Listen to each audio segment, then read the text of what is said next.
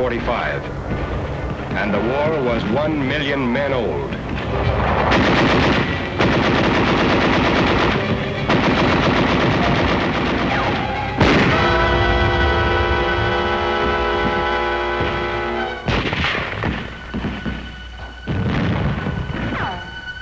Hang on, kid. Keep your eyes shut tight and drink. They're moving you back now. Don't give up. Just hang on. The road back is bumpy and maybe the pain blurs your eyes. But listen.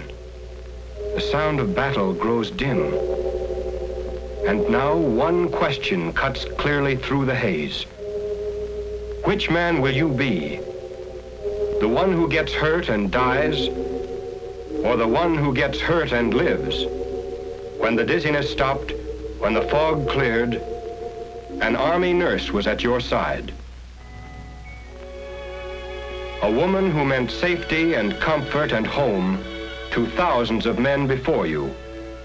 A woman who meant all those things to you. A nurse brought another American's blood to your side to pour new strength into your veins. A nurse handed clamps to the surgeon and counted sponges.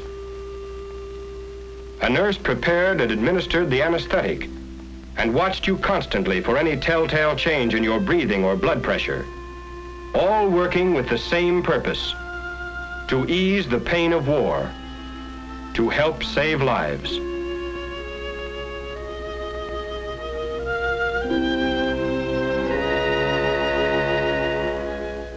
The preparation for the moment that would bring the Army nurse to your side began months before back home in the United States. After 3 years of professional schooling, the nurses were given 4 weeks of basic training. In those early days, perhaps the nurse wondered why she had to sit through seemingly endless classes and submit to rigid discipline.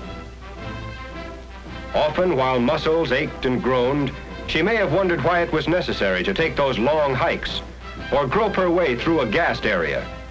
Yet there were demands that would require of her perfect physical health and stamina, the strength to stand up under the rigors of combat nursing. 4 weeks of basic training finished, the Army nurse was ready to serve wherever the Army needed her most. She might have found herself stationed in a general hospital right here at home, or perhaps assigned to a mobile hospital unit overseas. After she arrived, she may have helped to build the very hospital in which she worked. For the field hospital or the evacuation hospital, like a circus, had to be able to pack up and move on at a moment's notice. Its primary function was to offer immediate surgical treatment to the wounded, and that meant following ever-changing battle lines. Everyone pitched in when a mobile hospital went up: enlisted men, doctors, and nurses. Just one small instance where basic training paid off. Those muscles, toughened and hardened during the 4 weeks of basic back home, were equal to the job. In the field, the Army nurse lived roughly and worked gently. There was no glamour, and her life was far from spectacular. She slept under hastily pitched canvas, on a GI cot, under GI blankets. She trained her mind to act as an alarm clock, because time was important. A wasted moment might have meant a wasted life. She lived a life completely stripped of luxuries, and yet she asked for no more luxury than a patient's smile when his pain was eased. She ate regular GI rations the same as the rest of the Army, and often at irregular times. The hours were long and the demands never-ending, and as a result, the nurse learned to make use of every moment of her off-duty time. She might not have chosen a GI helmet to wear to her kid sister's wedding, but it made up for its lack of style by its versatility. It was a beauty parlor, laundry, cooking pot, wash basin, all rolled up into one. A little community in size 7. She spent some of her time writing letters. Not the having a wonderful time, wish you were here kind, but letters filled with all the drama of her days, with stories of the courage and spirit of the men over whom she watched. A few moments could always be found for prayer. others for lounging about talking of home. She may have longed to wear the evening dress sent from home, but probably only had the chance to talk about it. Usually she wore olive drab or battle gray. Her uniform at all times was her badge of service.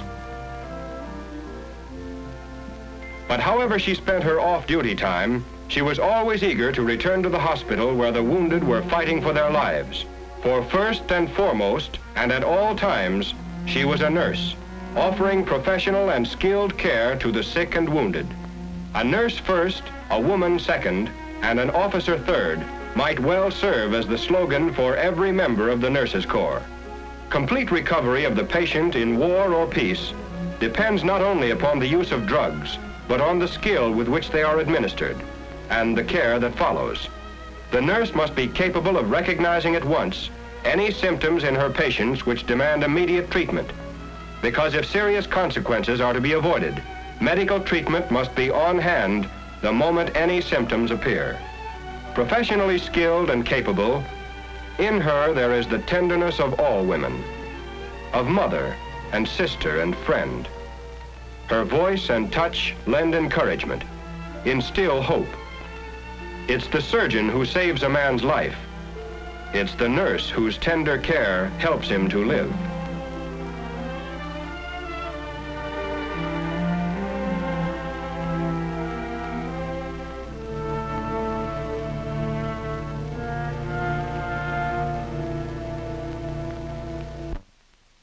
The crisis past, patients begin to sleep again.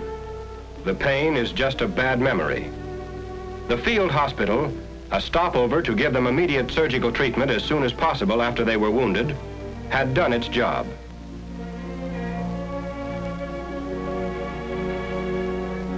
The evacuation hospital was another stopover on the trip back through the medical chain.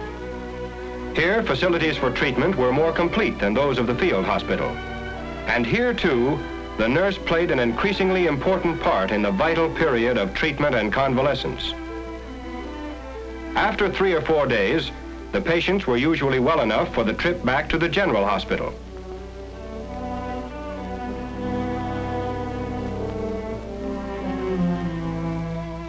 Trains waited for them, hospital wards on wheels.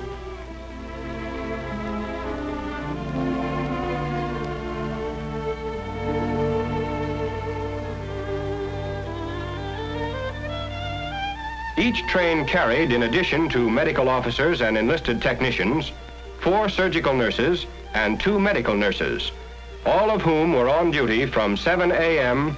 to 9 p.m. and as far into the night as they were needed. When speed meant life, evacuation took place by plane.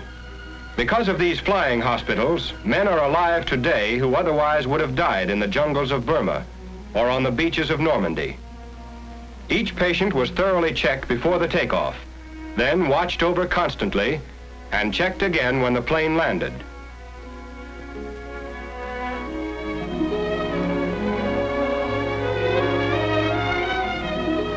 While in the air, the flight nurse was in complete charge, ready to handle every emergency and doing everything a doctor would have to do, except operate.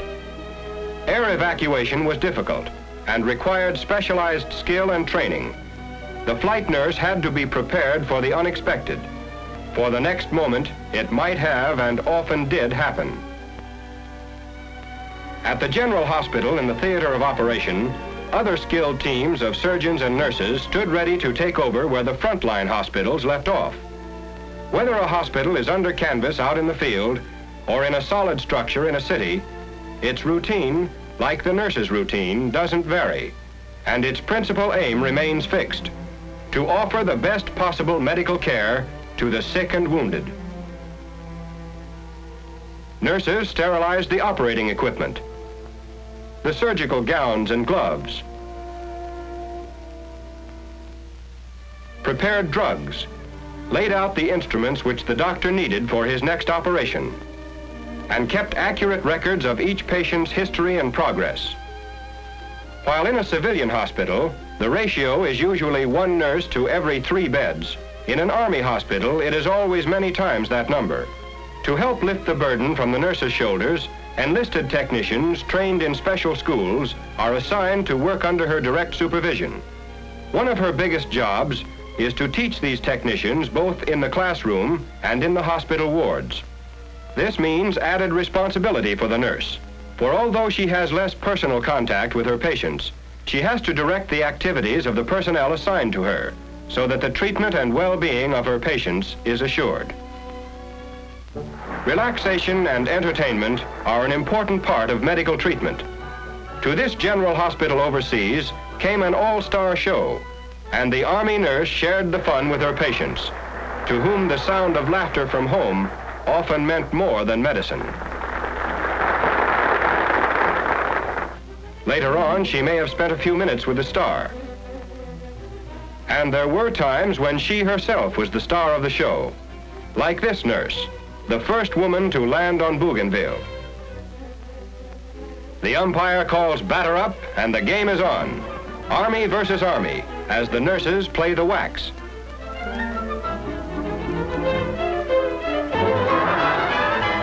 This infield will never play in the polo grounds, but one of their patients might.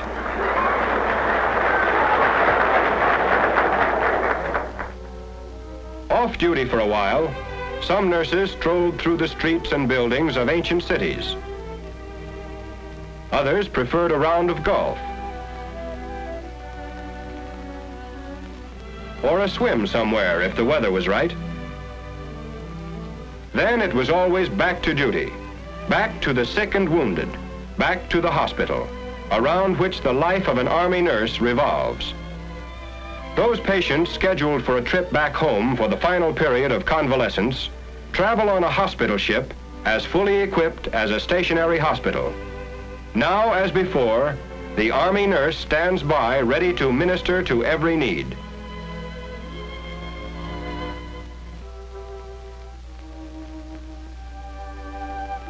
Next stop, a debarkation hospital.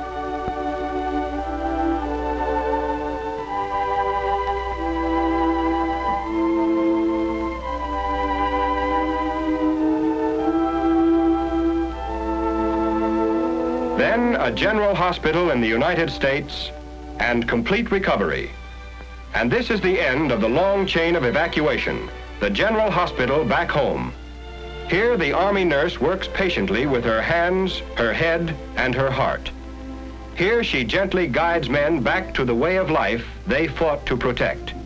Although she might have volunteered to serve overseas, although she might chafe at what she considered the inactivity of working in a hospital in the United States or Alaska or Panama, the Army nurse soon learned that a battle line was wherever a soldier was stationed. What words of praise can measure up to these women whose very lives are given to nursing sick and wounded men? 1 million sick and wounded men, back to life and health. And yet praise is offered. Long hours of tireless service were remembered and recognized. The Army nurse, decorated for bravery and valor above and beyond the call of duty. And these nurses, imprisoned for 3 long years by the Japanese, asked only that they be returned to duty, for they could never forget the faces of American men tortured and killed by the enemy. Wherever transports took our soldiers, they also took the Army nurse to work by day, by night, on distant battlefields, to help make shattered bodies whole, to bring smiles to faces twisted with pain, to serve at the side of the American soldier during peace and war. This is the Army Nurse USA, ready to serve anywhere, under any circumstances, in time of need.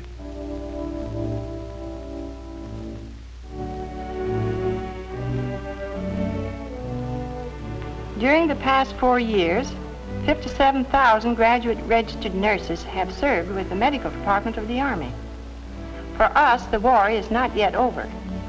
Many nurses are still being sent to overseas theaters to care for American soldiers. These are replacements for nurses who served overseas during the war. And the war is not yet over for many of our patients. More than 300,000 patients are in Army hospitals throughout this country, many of whom will be forced to remain there for a long time to come. These men are not asking for much. They have never asked for much. They are the most wonderful patients in the world. But the war has cost them much more than any of us have been asked to give. Army nurses seldom ask for much either. But today, they are asking you to buy a bond.